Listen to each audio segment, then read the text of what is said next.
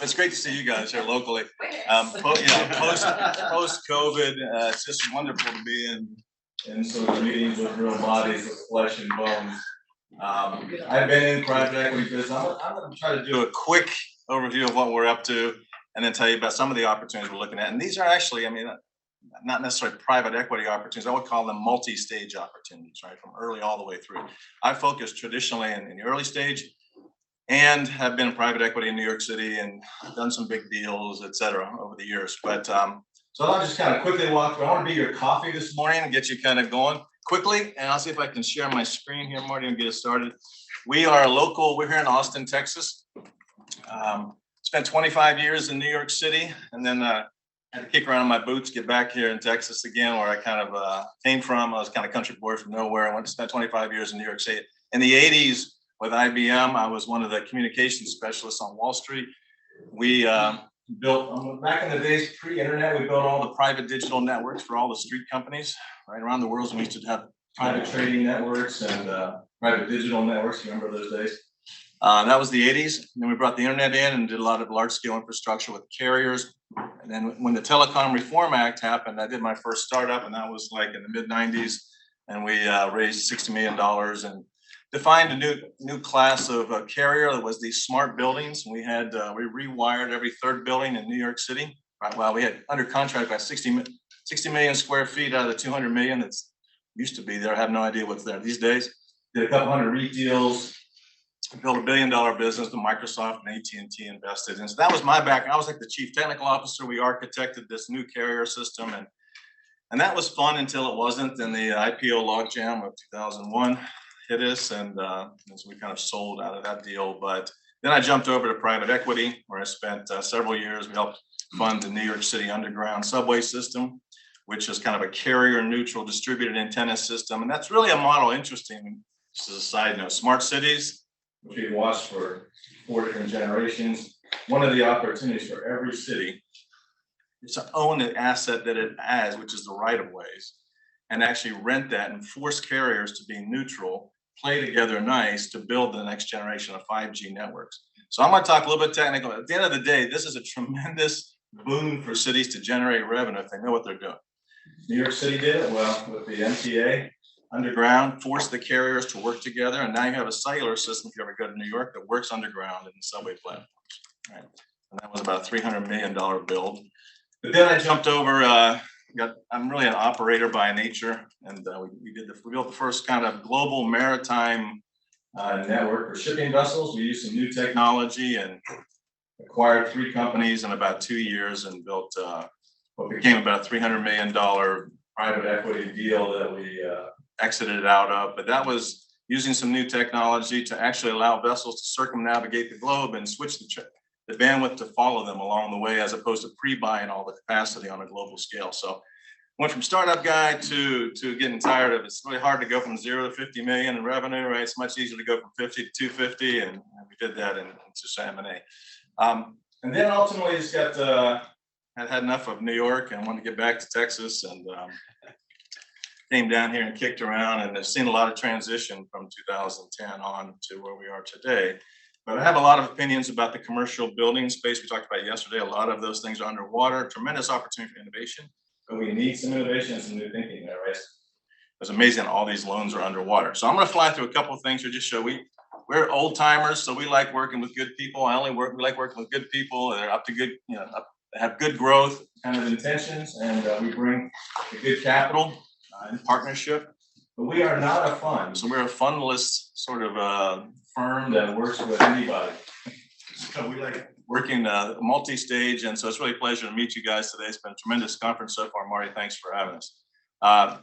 Classically, we're here in the early stage, emerging growth. We believe in the private markets. We like them because it's at least 7 times more money going into the private markets than the public markets over the last 15, 20 years.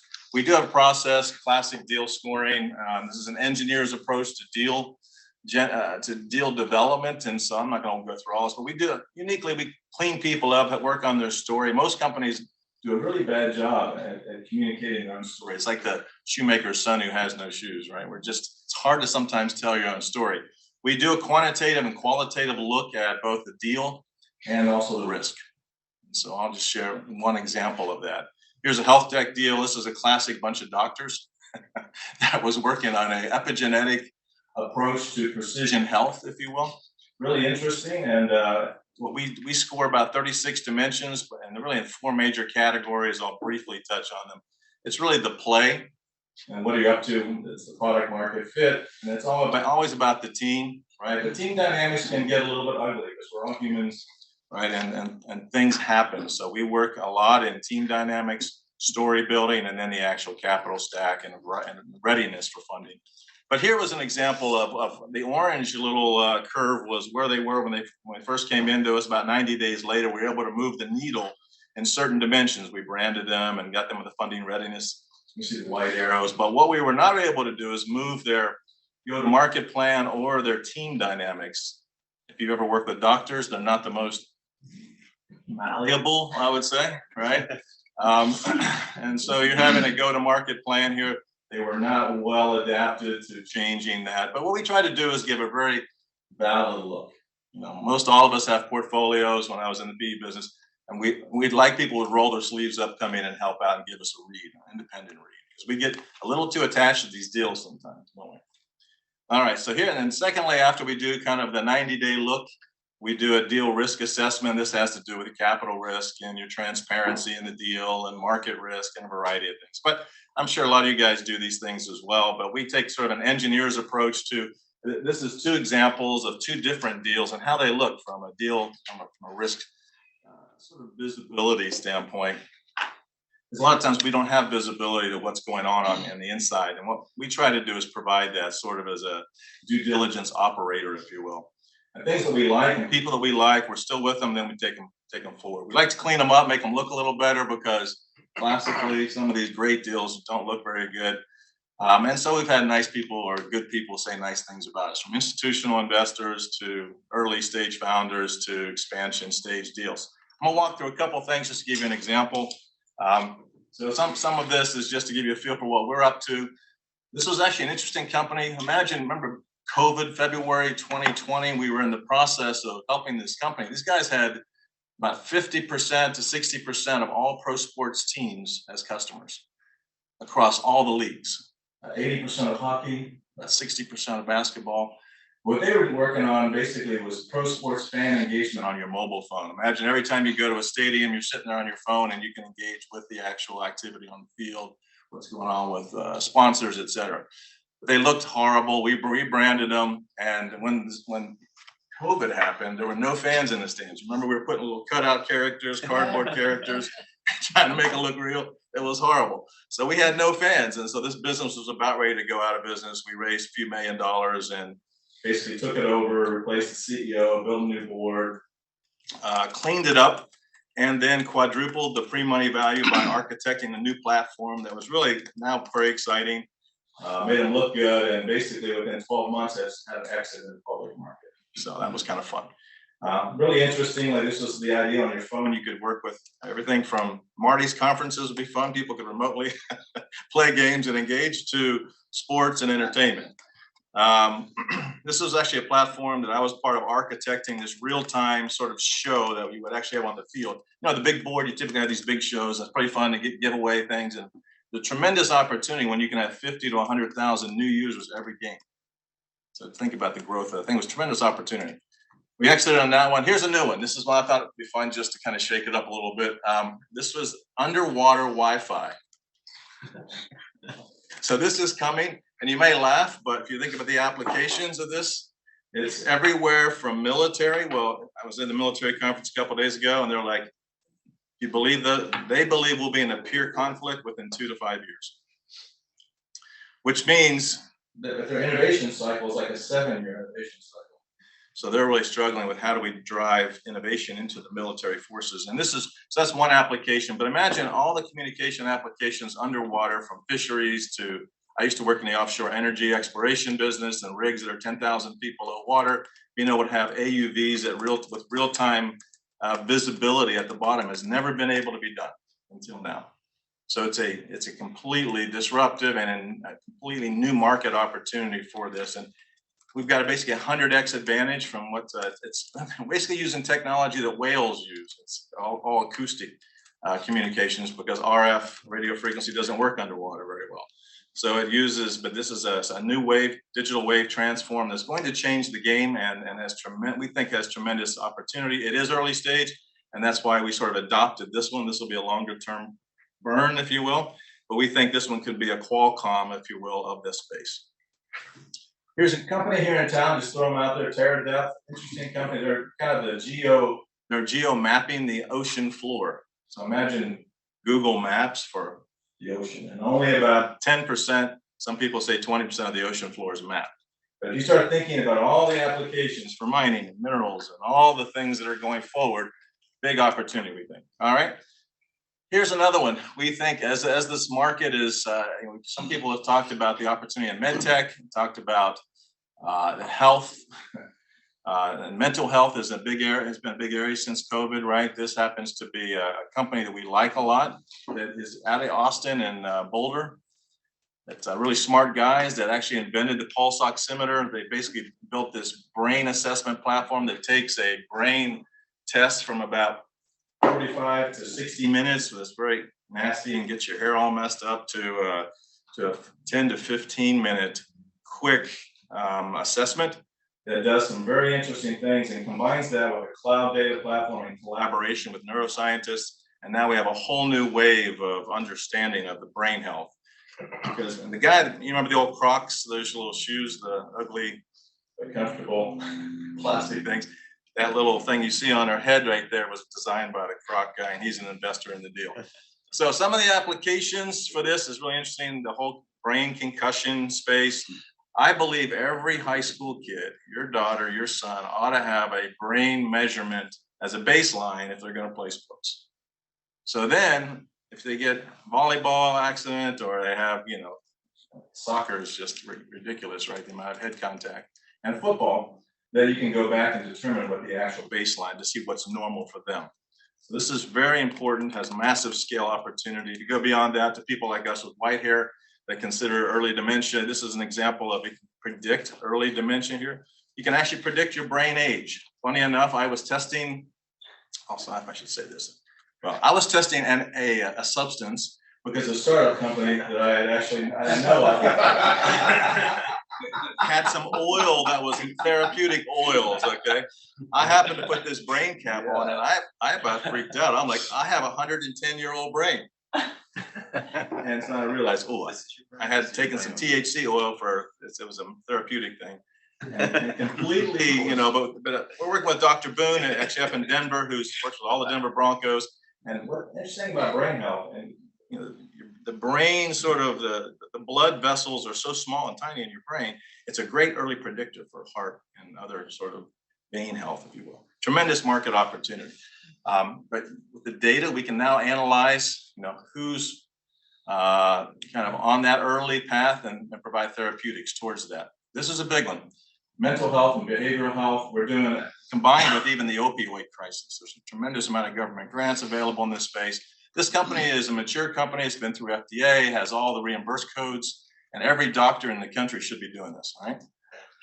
I'm going to transition. This is one of the things that I grew up in the smart commercial build. We defined kind of the first building, smart buildings back in the 90s. And for the last 25 years, I built another company we sold to JLL that does sort of thought leadership in buildings. But this is where I think there's tremendous opportunity. Some folks here, and so Venkat's going to talk a little bit about what he's doing in this space. We like the property tech meets real estate, multifamily asset class. And we still, I believe, as a technology guy, that we still haven't come close to gluing that stuff together. There's a lot of moving parts. Real estate is not an early adopter, kind of industry.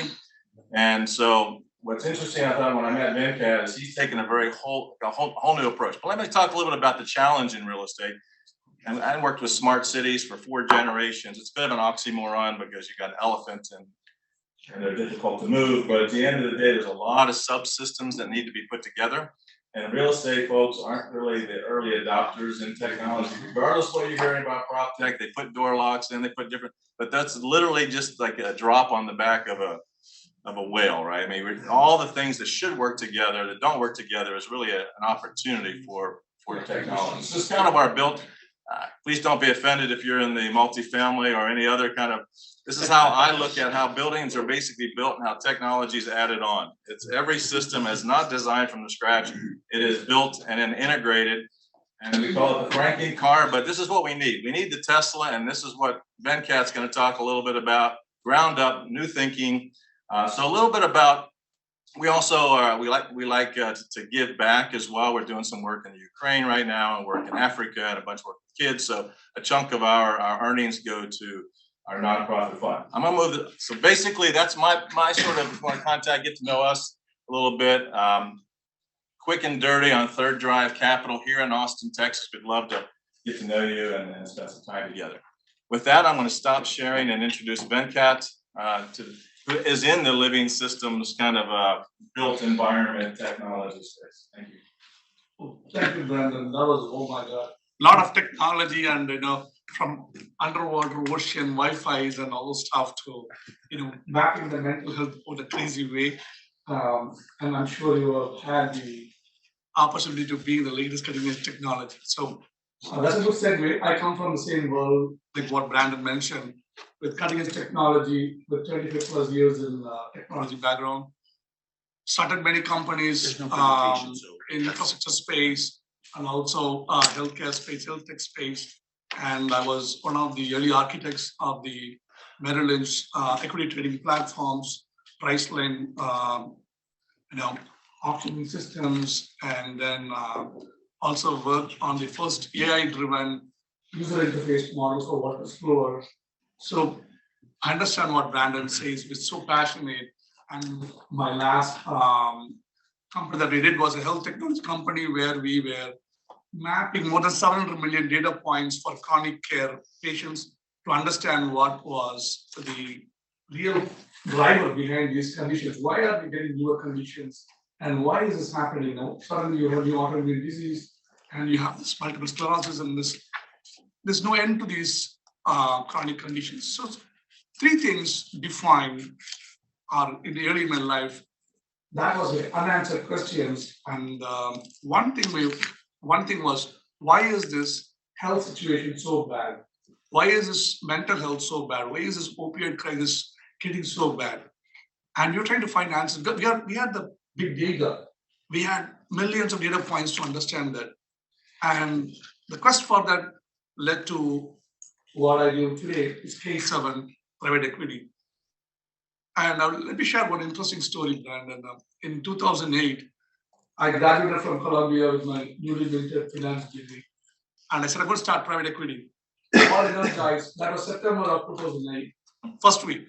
2 weeks down the line, I see, it was a Wall Street tsunami that wiped out Lehman Brothers.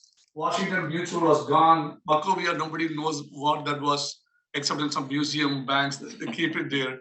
So, and then I found people from Lehman Brothers, 50, 60, almost about to retire on the roads. They lost their job.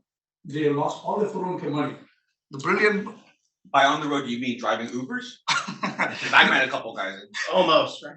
Almost. But they had invested all their 401k money in Lehman Brothers. Yeah, that was a bad deal. And they had kids going to colleges, and then they had home mortgages, and they're not going to find a new job at that age for the same compensation. So it's kind of a very scary situation. I said, why is wealth building a challenge?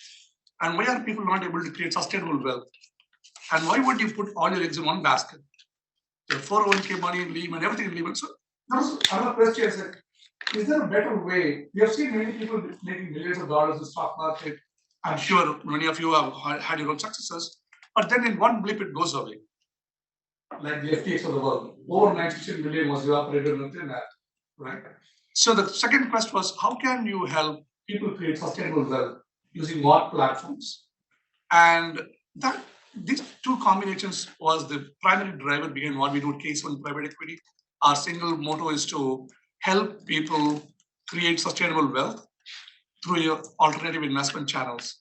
And we focus on three verticals: technology, real estate, and natural foods. So going back to Brandon's technology definitions, we chose to take the other path. I said, let's take the old, dull, boring companies and then buy them, but they're sustainable, they're really good. We'll bring them together, consolidate them, and sell it to a larger market. We'll digitally transform. That was the idea. But then going back to the healthcare question, we found that the health conditions were primarily driven by two things. One is the food habits and also the mental health, where the social interactions avenues were not available. I spent almost 18 plus years in New York, New Jersey, and I still felt in New York people are isolated. I mean, don't get me wrong.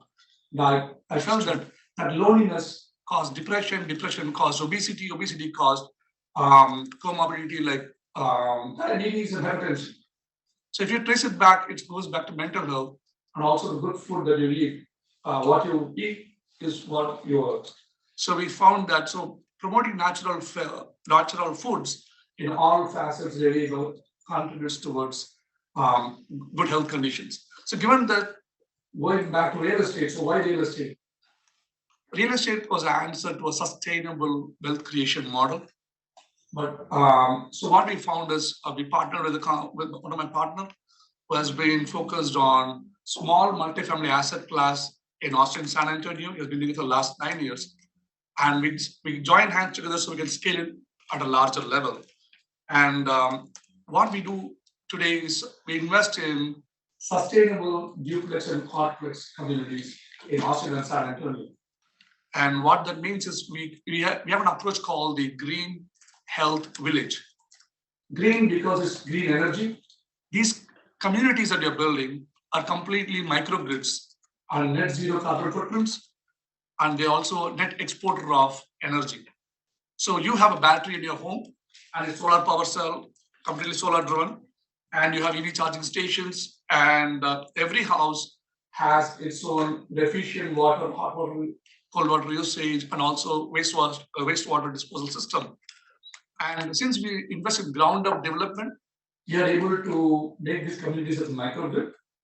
And we are creating around, we have 3 funds in operation now in San Antonio. We just crossed $100 million in assets.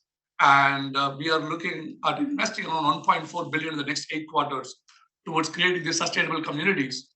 And each community is around 1,000 houses.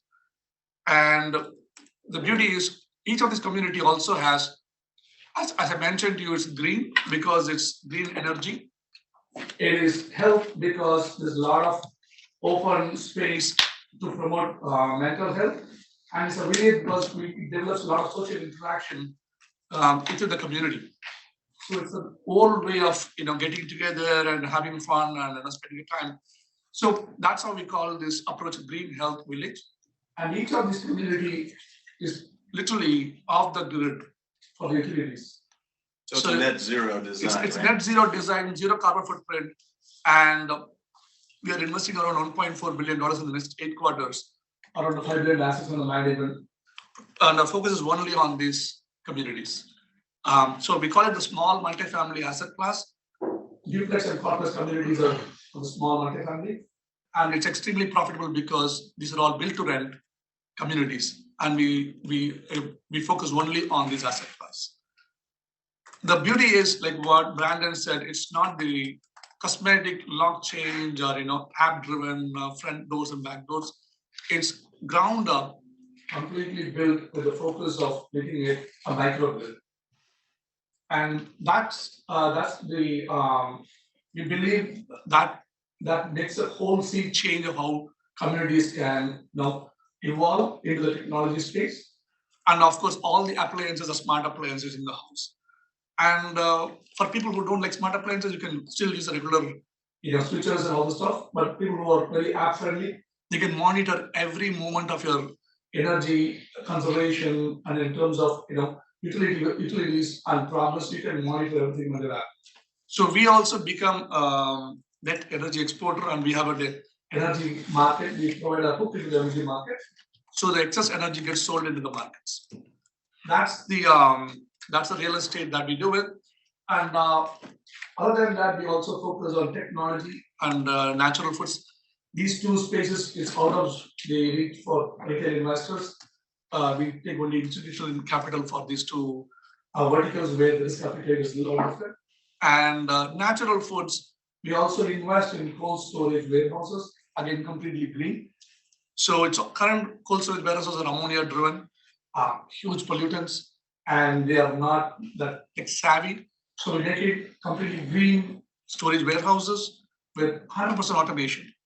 That means every device, edge device, every sensor, every piece of machine speaks to the common edge analytics that we build around it. So we make it more eco-friendly, and that's why we call K7 as an impact investment company. We are impact investors, and many people have this connotation that impact means not profitable. We would like to say every dollar invested through K7 makes an impact and makes a profit. So it's profits with impact or profits with purpose. That's what we call it. What kind of IRR should people expect? So the real estate space, we get around, we give 20% or more annualized returns to our investors. And it's all our funds are 5-year funds with a 3-year lock period. And after the 3rd year, the 4th year is when we distribute the capital and also the returns. And the 5th year we wrap up the fund. And we do a lot of tax stacking. We get a lot of tax incentives, federal and state. So we can also add additional returns to our investors. And that's why many times when I talk to people, I tell them, we take the old boring approach. We love the old boring companies that that's got steady capital, steady clients. We take them and we transform them. And real estate, again, it's an old school approach. We didn't invent real estate. We are not innovative from that standpoint, but we basically facilitate the transformation of regular multifamily, small multifamily asset class real estate into completely green health village. That's where we add value. Right. It's one great example of the ground up build, like the Tesla look. I mean, he has an opportunity. When you look a little bit deeper, they've done a nice job at stacking some of the tech stuff that just it's not that interesting on a pure tech basis as much as it is just from profitability standpoint, from a build standpoint. You build it from scratch, it's profitable. Are you guys looking at any material innovation companies for the build outs? We are exploring some of the environment friendly building materials. Okay. But at this point, we are more focused on the peripherals. Our construction model and all our development is completely streamlined. So every duplex looks the same. We have standardized the entire process. So the community, every duplex is identical to each other. That eliminates all the variability that comes in between funds. How are we doing time-wise? You've got about 10, 15 more minutes. Can you talk about how you structure deals, where your deal flow comes from? It sounds like you operate as kind of like an independent sponsor. Mm-hmm. And so if you're an independent sponsor, how much are you putting into each deal? That ranges typically from 2 to 10%. So if you can just talk around it and, What's really interesting, Mari, is most of these deals are custom deals. We try to model off things that are normal, so it's close to a normal deal. For example, that Excite deal that was the first sports engagement. We did an SPV in that deal. We paid 2% and 20%, classic sort of structure.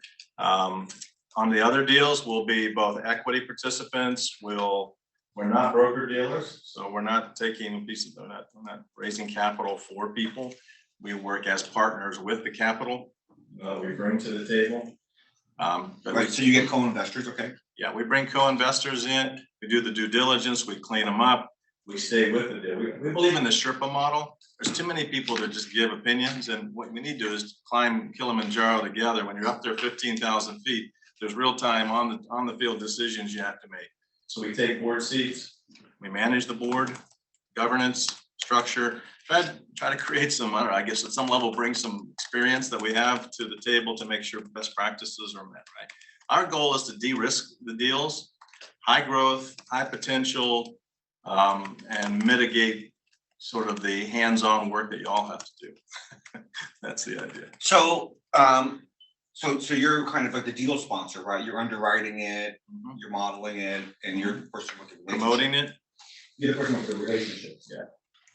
Right, because lots of large private equity firms come into independent sponsors as co-investors, right?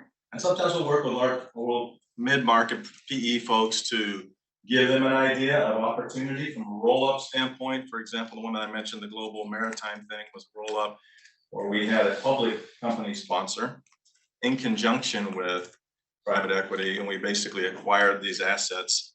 It was a new technology. Anyway, I'll go into the story, but it was really pretty interesting, and we disrupted what used to be, let's call it $1 to take a ship around the world. It cost us 13 cents. So that was kind of game changing kind of a deal, but that required some new technology that I identified happened to be my space of expertise. And I sold them on the value proposition of being able to roll this thing up, right? It was 2 years and about $200 million of recurring revenue. And the thing on maritime is you have 15-year contracts that are renewable, right? With big maritime fleets and so, yeah. Just out of, your geospatial and then the sonar type tech. So what do you see in terms of like aquaculture, how those things might change, fisheries and things like that, practical things like that in the future? It's not even future, funny enough. That's the funny thing is I wasn't aware of it. Okay. These fisheries are all around the world, Yes. high value proposition, both identifying targets for improper fishing, all the way through generating fish farms, et cetera. What I think is going to happen in the future, and I'll prognosticate, I think we're going to have underwater cities. I'm going to get out there a little bit, but imagine energy. It's free energy. Don't get me started. Free energy, free food. But anyway, the point is that I think there's an opportunity for us. That's not really the market. The market tactically, fisheries are big. Wind farms, offshore wind farm. But for me, I came out of, I ran sort of global engineering technology for a company called Caprock that was acquired by Harris, and ultimately my job was all the technology for offshore rigs, and that you got 60 rigs in a small area that are operating at anywhere from a few thousand feet to 10,000 feet, and you've got valves that are messing up at the bottom, and you had no way to take a look at what's going on down there. You can except you could drop a sub down, and you can't, it's untethered, and you can take a picture, but then you have to wait for it comes back up, take a big look at the picture, and then go back down again. To be able to have real-time underwater operations, I think is the massive application here. For example, we're able to, it also has a point to multi-point, or allows us to create a grid of underwater communication. Imagine every bay in the world should, let me back up. I was working in Saudi Arabia. I would spend $250,000 for an infrared camera to detect some ship that might have explosives trying to blow my rig up, right? That was a real pain at night. And so ultimately, what we can do is outfit a complete underwater grid that can sense any object, determine what it is, take a picture of it, communicate that picture underwater immediately. I mean, so we've gone from being able to do it about 5-6 kilobits to now 600 kilobits, which is a game changer in terms of so it's really a shift. And so I love it. I think it's fun. I grew up with Jacques Cousteau. I'm fascinated with, the underwater game, and it's a huge market opportunity that you don't think about it. Once you think about it, massive. Every bay, every city that's on the water should have the same instrument for protection. And if we do get into world warfare, which I hope we don't, it's going to become very critical, very important, very quickly. Is the Navy pushing back on some of the applications? In terms of Not at all. their Funny enough, they're behind it. South by Southwest, we had a big government thing this past weekend. And I spoke to the naval SOCOM guys and a variety. They're like, bring it on, because they're recognizing that they're behind the 8 ball in terms of their innovation process. They're doing a lot of work in the military to try to bring cross-organizational collaboration. But the ability for us to work with them within government, I mean, those of us who are tech guys don't typically work the government angle. Elon's done a good job a couple times, but there's money there. There's literally, good money for some of these, what they call SBIR, SBIR kind of grants. And so they're very interested. For example, you can imagine unmanned subs, or unmanned drones that are actually working like a swarm that they could communicate with each other. So those kinds of things, to being able to do spatial recognition detection, the applications are fascinating. They really are. Way beyond my ability to think about them. Have y'all ever looked into hyperspectral imagery satellites? Hyperspectral imagery satellites. Can you define what you mean by hyperspectral? So hyperspectral is like a new, piercing light, taking from satellite all the way to ground penetration and even water penetration. Yes. I haven't personally, Okay. but I'm aware of some work that there's a lot of applications for that relative to, that's been around for a while. Yeah, it has. Yeah. There's some new innovations that have happened, but it now just discusses about like, soil health and Minerals and minerals, and, massive. as well into water now. So So we don't have any, when you're offshore a certain distance, there's no rights. I mean, exactly. it's a wild west. Yeah. We have a whole bunch of things that we need to figure out. It's the new frontier, and I think that's what's very exciting about it. Yeah. So can you talk about your deal flow and like where that comes from, or like you have a network, or? And I beg, borrow, and steal, Marty. Like, wherever I can find it. It's really relational. It's really relational. So I was in the private equity business, so I know a few folks. I've been around. I'm just old, so I've been around a long time. Know a few folks in New York and things like that. So we get we're not a big shop, so we can only do a few things well. We try to focus on what we do distinctively well, I mean better than others. And we have a decent amount of domain experience and real estate meets tech to infrastructure tech. And the smart city thing I referred to is a massive opportunity for a fund to go in and actually, if you have the patience to work with cities. But it's like, we're always looking for, I think, people who want to play in the private markets, who have good deal flow that, and then that's where we get pulled in sometimes because we do a little bit better at vetting some of those things and cleaning them up and getting them ready. If you've already got a portfolio company, that's often, we get pulled in that way too. Have a portfolio company that's not performing as well, or underperforming, we'll come in and turn it. Are most of the companies Texas-based? No, not at all. I've got from Halifax, Nova Scotia to Sydney, Australia to, but most of the ones we like, we actually get, kind of go deeper with tend to be domestic. And we like them here in Austin too, ideally, but but not always. I mean, my take on Austin, I love Austin, but still Austin's a stepchild to Silicon Valley and New York and Boston, as much as we like to think. You think in terms of innovation, or? No, just in terms of size and sort of the network. What's interesting about Austin is it's changed in the last 15 years since I've been here. I used to call it the teenager that didn't know. I mean, if you work in Silicon Valley, there's just another level of capability. It used to be back in the 90s. Now I'm going to argue that there's a shift coming. Austin, as an example, I'm going to argue, this is probably, you're recording this, aren't you? Yeah. Don't worry. Well, I'm going to say that I think that the old timers I know are all out of venture capital and Silicon Valley, and I used to sit on all the advisory boards and doing the venture funds and side funds. I think that now that software is sort of eating the world a little bit, I think that it's leveled the playing field. But the character that's in Austin is what's unique.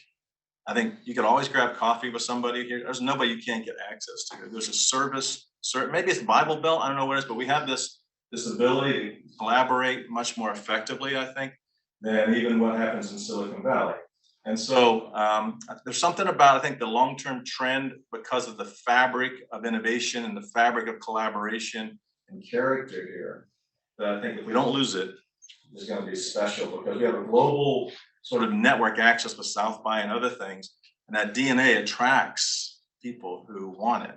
And so I find it's interesting, people love or hate, they either love Austin or love Dallas. It tends to be a little different distinction, right? But for me, I think it translates to deals though. People here like support each other, and it's actually very, very friendly. Yeah, and also to add to what Brandon said, there's a lot of interest from European consortiums to invest in ESG-driven initiatives here. And I was surprised, we were working with a few of the players here locally, and then there was a lot of every lead went back to Europe. And I was surprised, why is Europe so interested in this? And they seem to be leading this initiative from multiple firms. So people who are on investments or co-investors, they have a great view from that direction. They have great links to it. And Europe is great when it comes to energy and sustainability. Yeah. We're still picking up some of that. Energy efficiency, we had a company in energy efficiency, and part of what I want to do with this living systems innovation is to bring energy efficiency, utility, and prop tech together. And that's an opportunity for anybody that's in private equity space that likes that space. We'd like to talk about that. We have a couple of deals right now we want to roll up, and we think they're accretive. So yeah, I find one of the things that's hardest to do. So remarkable to you is that Austin has world-class robotics. I mean, Texas robotics is amazing, right? And hopefully with Musk here, there'll be some offspring and we'll learn, he's probably one of the great, project managers of all time for his delivery, that he delivers stuff, right? But I think the weakness of most cities outside of Silicon Valley in New York is that they're very poor at creating cohorts of people who work together over long periods of time and gather capital, right? That's why you go to Silicon Valley and there's all these Stanford alum there and Cal Berkeley guys, and they're all running venture funds, et cetera, and they're highly networked and et cetera. Same thing in New York. So that's something that Austin, I think, has to work on, is creating that environment. I mean, Dallas has it with SMU, right? But Austin has to work on that, getting people who are like, we're gonna do these deals, we're gonna push up the ladder, and it's kind of difficult. So I think if you're a guy who's a deal sponsor, there's a great opportunity today, and there's going to be also a vast wasteland because it's Silicon Valley Bank, right? So it's so getting the funding you used to get is not going to be there anymore. But learning how to be innovative with structuring is going to be. I think it's a great point, Marty. I do think that we haven't hit our inflection point of the network effect here in Austin yet. I mean, Silicon Valley is 50 years ahead of us. It's just going to take some time, but I think the fundamental fabric here is there. And innovation and the technology, et cetera. But to your point, the capital, there's no mid-market. There's like very little here. And I think we need to build that muscle, right? I think where there's opportunity, and Silicon Valley Bank's going to be, I'm really sad to see, but there's going to be a big hole, but then there's always innovation that comes around that. Sure. Where I think we're going to probably spend time is helping people with this public market condition. People are going to have to figure out what they're going to do with their companies. Right. Yeah. Well, it's kind of like going back to old school deal making, where you're like, well, this is a great company, but maybe it's not very few IPOs happening. Maybe it's best if it's acquired by. I think old school is a way you got to get back to growth. You got to get back to getting back to figure out where the markets you're going to focus in, where the strategy actually makes a difference, not just throwing something at the wall. And so I think that we need to have solid strategy, innovation, kind of principles. But there's not a lot of leadership. I think the leadership is really the gap. And you've got to have this intersection of capital understanding and innovation and tech, which is one of the things that Elon's done a great job at, right? Is being able to leverage the capital. So yeah, somebody once said you can go to Silicon Valley if you have a deal, your deal will be communicated to everybody around within a few hours. Yeah. Right. So someone's like, I talked to 20 VCs. And then like 20 months, oh yeah, we all talk to each other. Nobody's doing your deal. Right? Well, you never shop your deal. Never shop your deal. Think about it. You go. It's all big game hunting. I'm going to go this person, that person. And but even that, listen. I mean, a whole another discussion is the state of VCs. What's happening with? It's always been the 90th percentile aren't really that useful. The top 10% really move the needle, right? But in terms of, I think how we look at the private market growth opportunities over the next decade. It's going to have to require some holes. Can we talk about your deal flow, and are you running a fund right now, or are you raising a fund? Oh, we are fund 4 now. We are 3 of our funds are in progress. Little more than 100 million is being deployed in San Antonio, and the fund 4 that we are doing, each from fund 4 onwards, we are doing the green health village. Each of our fund is a $140 million fund. So we do 2 funds in a quarter, around 280 million per quarter. And the 100 million comes from our banking syndicate. And 40 million is what we raise from retail investors. And now we are also looking at some consortium investments, like what I mentioned, European consortium investing in that. But we'd love to see more family offices get involved locally, because it's all in Austin and San Antonio. And we would like to engage them much more. So by consortium, are you talking about like many other investors? Yeah. So like almost like crowdfunding, or? No, this is our banks and large companies. They form their own consortium for ESG projects, and anything in that space they're willing to invest. That's a huge development that we are discovering as we are progressing. So all our funds are very streamlined to be same, identical. And again, what Brandon said, we don't innovate in that structuring space. You more innovate on the operational space. Some folks have asked for contact information. I think the QR code should give you everything you need from me at least, and then I think Venkat, information we can add. Absolutely. You can go to k7pe.com. That's my website. We'll be happy to, you can reach me on also on my email, which is vgopi@k7pe.com. So are all your deals, are they all ground up deals, or are you acquiring multifamily and then? It's all ground up. So we are able to do this because it's all ground up development. We have a proprietary deal sourcing mechanism where we get the lands even before it hits the public market.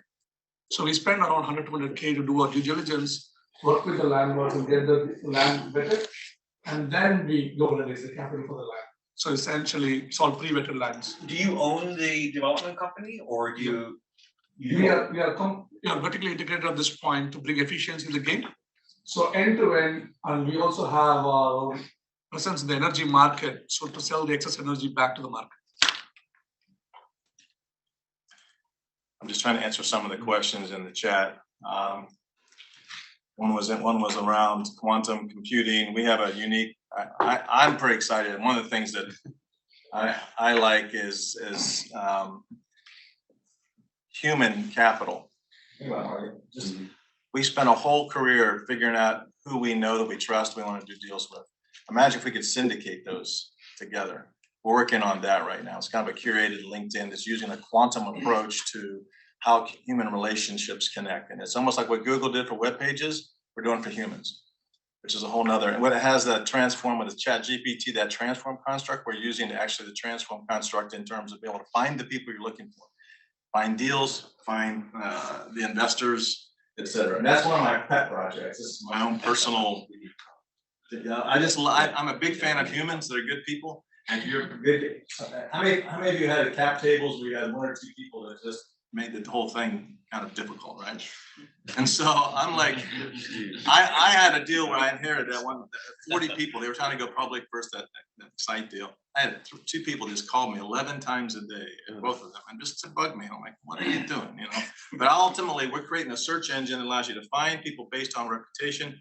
And if you're a bad actor, you get your SEO gets moved to the bottom. So bottom line is, it's a really interesting approach, but I think is a little bit novel, and I haven't seen anybody else do it yet. So we built. So yeah, I have a background. We do a bunch of machine learning, large scale, big data stuff, and so it's actually fun when it comes to capital conversations. I think it's the future of human capital, and relationships and reputation are key to business. Right. Yeah, I think one of the things that people don't consider is what the cap table looks like and who's on it. I mean, that's actually pretty relevant in the family office space. Huge. Right, so if you have the wrong people on it, a lot of family offices don't want to get involved. If you have the right people, family offices will take a look. Yeah. So. It's all relationships. I mean, life is relationships. If you want to get something done, and you can pick up one phone call, and get something. That's where we like to play, and that's why it's like good cat. It's kind of weird, the whole thing. We help good people build epic companies. That's what we're up to. So, any other questions from the audience? That's kind of weird. I'm trying to sort through the chat here, make sure I count everybody. Yay, Dallas. Yeah, okay. Any parting thoughts in terms of things we should consider going through the year in terms of deal flow and things we should be considering? I would say, the market pretty much, it's changing a lot. The landscape's changing, bankings are changing. So one thing I would like to share with everybody is, yes, there is adjustment that's happening, changes are getting happening. Interest rates are going up, income challenges are there, high inflation is there, but there's a lot of deals happening. And there are creative ways of people are structuring the deals. And yes, the challenge exists, but I would say whoever can get through this next 2 to 3 years in a very diversified investment space, you're going to have a big win at the end of the day. Great. And Brandon? I would mention one other thing. I think supply chain finance is going to be an interesting area, right? Access to capital, real time. For example, any large manufacturer has 25, 30, 40,000 suppliers globally. Now, when we think about the supply chain, you have what happened with everything from the COVID crisis. now what we're seeing is the need to be able to provide and finance those invoices, or actually, we have a gig in that space as well. Global India, actually, they're killing it in terms of just being able to deal with, suppliers don't want me, or payers, companies don't want to pay, they want to pay their net 60 or 90 rather than 30, right? And so this cash challenge is going to kind of exacerbate that, I think. So we like supply chain finance. Beyond that, Marty, you guys are smarter than me. I'm not really plugged in like I used to. I was really impressed by yesterday's panel. So just hats off to you. I really enjoyed just being here, and thank you for the invite. Well, great job. Thanks so much.